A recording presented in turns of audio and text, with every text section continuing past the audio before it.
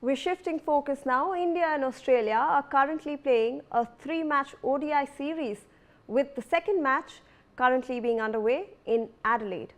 Australia has won the toss and decided to bowl first, with star skipper Virat Kohli being out yet again at the tuck.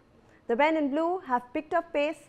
India has given a target of 265 runs to the Aussies, and Australia is currently 52 for 1 loss. Joining me on the broadcast is cricket scholar Sunil Yashkalra. Thank you for joining us, Sunil. We appreciate your time. Shreyas Iyer and Rohit Sharma actually gave India the stability that it needed, even though Hazelwood's opening spell was virtually unplayable when we saw it. But Rohit Sharma found his game, and now we are seeing a 265 target. Do you think it's enough? Well, on a given day, if you've got a very strong bowling attack, it's absolutely good target. You need to take wickets. You need to take experience into the game. Unfortunately, India doesn't have a speedster who can just rattle the inning. You don't have a finger spinner who attacks the ball virtuously, relentlessly. Who gets after this thing. Kuldeep Yadav was one of the big mystery bowlers for India. He hasn't been picked up. So I guess India is running into this with one bowler short. And again, what do we talk about? Harshit Rana. I think the lesser spoken, the better. I think he's going to be our captain's, our coach's Achilles heel, without any doubt, because he's one kind of a player that who doesn't fit into it. And in order to fit him in, you break the balance of the team. Nothing against the player so far. Also, nothing against Akshar Patel, but you cannot have Akshar Patel in place of Ravindra Jadeja in Australia. When you look at the stats, Ashwin and Jadeja in itself has taken more than 60 Australian wickets in the last decade. So I think with Ashwin retired and these guys getting into the fray, I think it's ill-advised to be going out of the game. Yes.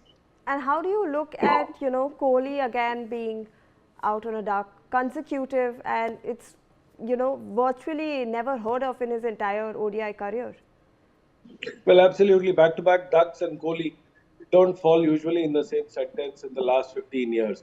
But what to do? Such is the game. It's a great leveler. You can't just point fingers and say, hey, I'm going to only play this format on this time and this position. That's not going to happen. And that if you dictate your terms far too long, then your performance is going to suffer. And that's what happened with Kohli. If you wanted to take time out, enjoy his parenthood, enjoy the lovely London summer, then he actually had to also go back to Australia to try, practice, acclimatize.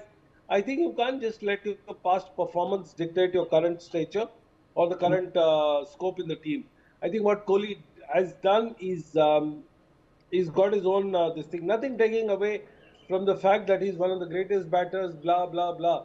But on that particular day, you've got to perform. You're like in the show business. Like you've got to give a best performance every day because you're being loved by millions, and therefore you will be put under scrutiny by the millions.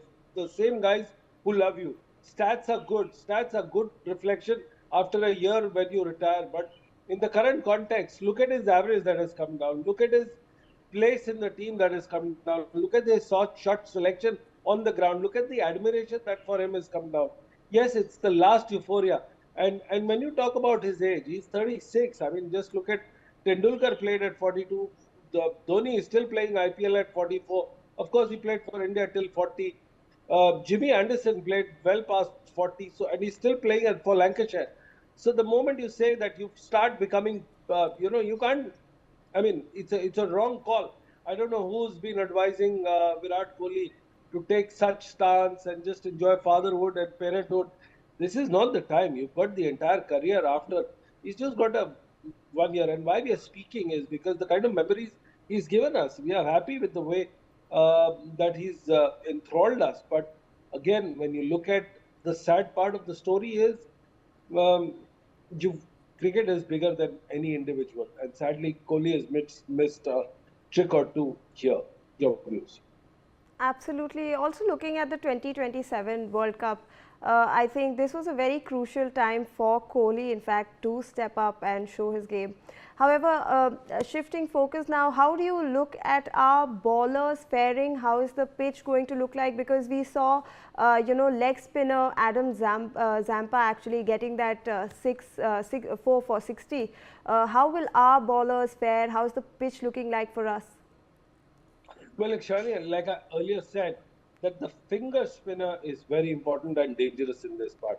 Zampa has been using his finger slide, his flight, his shifting variation. I think when you look at the pitch map, he's got 20, 20, 20. He's bowled 5 deliveries in 20 around that average of the bowling spot mark, which means that there was variation. Therefore, KL Rahul played the shot and he missed the game.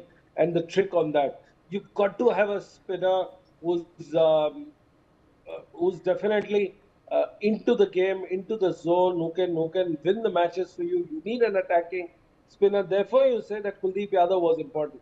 However, this team is dealing with two headstrong people. Let me say it. You've got a coach on the extreme part, and you've got Virat Kohli on the other extreme. Unfortunately, both of them are Delhiites and have played each other for over 2 decades now. I mean, of course, Virat Kohli addresses him as Bhaiya, but at the same time, they don't see eye to eye. And in order to play, plot, click, pick, things are going haywire for India, and you're going to see it till one of these two guys relent, which is Kohli and this thing. Again, his strong dislike for Kuldeep Yadav is still there. Dislike for Rishabh Pant is still there. What to do? Such is life. You've got to live with it. But the moment these dislikes overpower you and help and take those decisions which are not going your favor, that's when the problem happens. That's what India has faced.